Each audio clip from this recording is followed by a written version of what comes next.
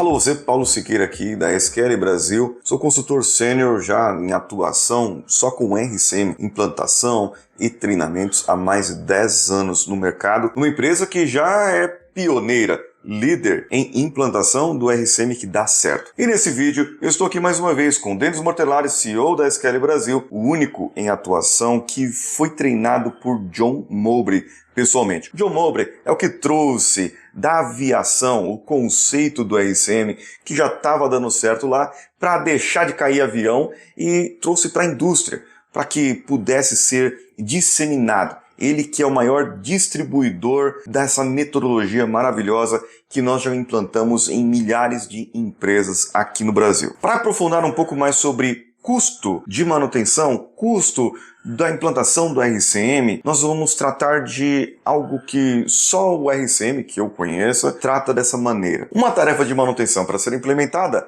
só se ela for técnica e economicamente viável. E isso você consegue só com o RCM. Tá certo isso, Denis? Oi, Paulo. Oi, você que está conosco novamente aí. Muito obrigado. Tá certo. A gente está voltando a esse tema, porque esse tema é bastante interessante, né? E as pessoas às vezes não entendem exatamente isso. Eu quando fiz RCM lá atrás, em 2000, né? Você falou bastante aí do John Mowbray, mas quando nós fizemos lá o treinamento com ele, nesta época, eu tinha assim, um anseio, uma expectativa quando eu começava a fazer um estudo de RCM, que era o plano de manutenção, sair o plano de manutenção.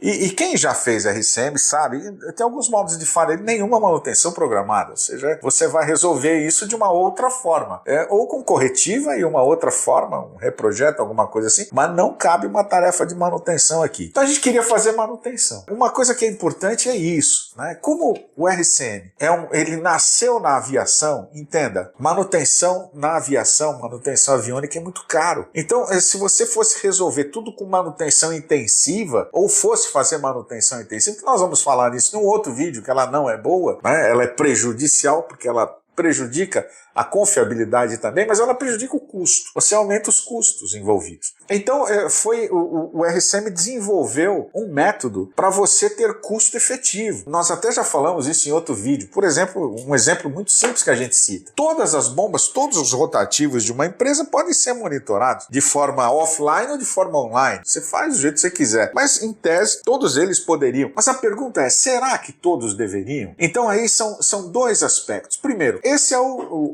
atender efetivamente a viabilidade técnica, né? Então, se é possível fazer, você consegue colocar o sensor ou consegue colocar lá o acelerômetro e medir, é possível. Então, tecnicamente, é viável. Agora, vale a pena? É preciso fazer uma conta aí. E qual é essa conta? Como é que a gente faz a viabilidade econômica? Você vai comparar o MTBF da falha, conhecido, com a quantidade de tarefas que você vai fazer naquele período. Se o custo da consequência daquele modo de falha, quando ele acontece, ele for maior que o custo das tarefas que você está fazendo naquele período, vale a pena. Agora, se ele for menor, você está perdendo dinheiro, porque a falha vai acontecer no final, mais o custo da manutenção. Para conhecer a técnica, saber a técnica, a gente usa alguns conceitos. O primeiro é o da famosa curva PF, que muita gente fala coisa errada por aí, mas tem que conhecer a falha potencial e saber se ele pode ser monitorado. E isso não tem nada a ver com MTBF. Não tem. Isso aí o monitoramento. E nem com vida útil, que é uma outra questão importante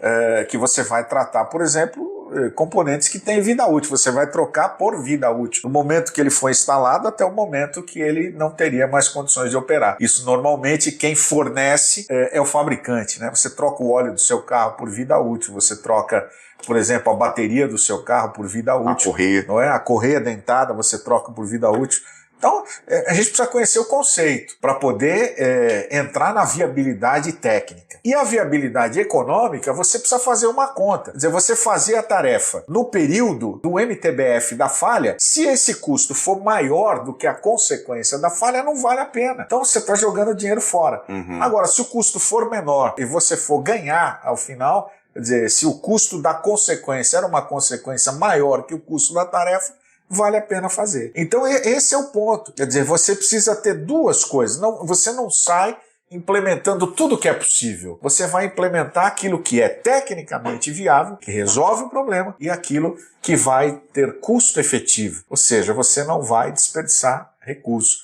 O recurso ele é finito, o recurso é importante. Ele precisa ser aplicado somente onde ele deve ser aplicado. E por isso a gente conhece a consequência, né, que nós já falamos em alguns vídeos aí. A partir da consequência é possível fazer essa conta. Tem um modelo lá dentro do RCM, o RCM-Net, que é o software que nós usamos de propriedade intelectual da SQL Brasil. Ele tem lá um módulozinho que te ajuda a fazer essa conta. Então é possível provar, né, isso é importante, é possível provar que aquela tarefa é viável economicamente. E é possível provar também que ela não é viável economicamente. Porque de repente lá o seu gerente vai perguntar, mas por que você vai rodar até falhar aqui, né? Nenhuma manutenção, não tem manutenção? Não. Até tem, eu poderia monitorar, mas não vale a pena financeiramente para os custos globais do nosso budget. Que é um outro exemplo, o próprio óleo do carro. Numa empresa, por exemplo, lá num redutor, num equipamento, o pessoal faz análise de óleo, faz a análise ferrográfica, análise química, para verificar as partículas, e se tiver alguma contaminação, a empresa vai lá fazer a tratativa